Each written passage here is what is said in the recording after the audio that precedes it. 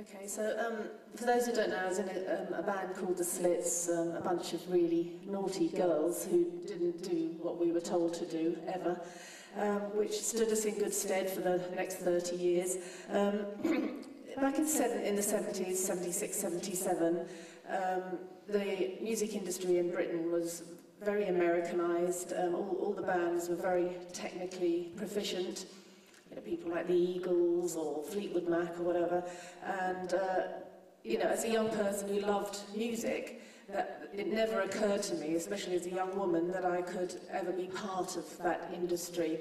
And then, bit by bit, things started to change. I saw the Sex Pistols play, and even though they were not didactic at all, they didn't say, look, you know, we're rubbish, you can be rubbish too and do this. Just went along to see them, and immediately got the feeling, out of nowhere, I think I could do this, and I want to do this. So I went home, my grandmother had left me some money, a couple of £100, and I bought a guitar.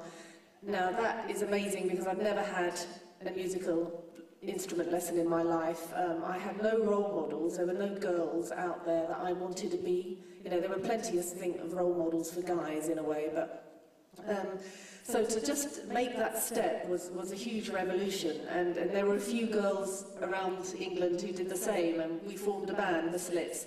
And what The Slits and Pistols and the Buzzcocks did was, we weren't invited to join the party of the established record industry, so we made our own party, or we crashed the party. We literally would go to shows, sometimes to gigs, us girls get up on stage and pull the guitars away from the boys and start playing, push the drummer off the kit.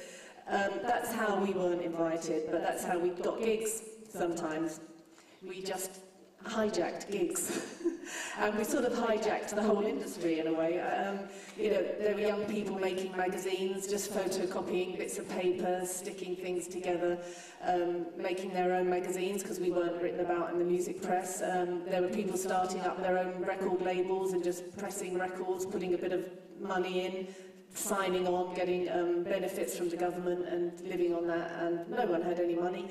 And we just made it up as we went along. We made our own scene, we made our own industry in a way. And I think the same feeling is around now with the internet having happened, that no one creative has to rely on the established industry anymore, thank God, which means not only can you create work that is free of dictation from anybody, you know, free to say and do what you want, because nobody can crush you. After the 70s, people could say, or before the 70s, people in high up in the industry would say, you do that and I'll make sure you never work in this town again. And, you know, sometimes that was a sexual threat and sometimes it was a professional threat. But I think once again, nobody can say that again anymore because of the internet. And the way that you can make contacts through people across the world internationally without needing people in power to enable you.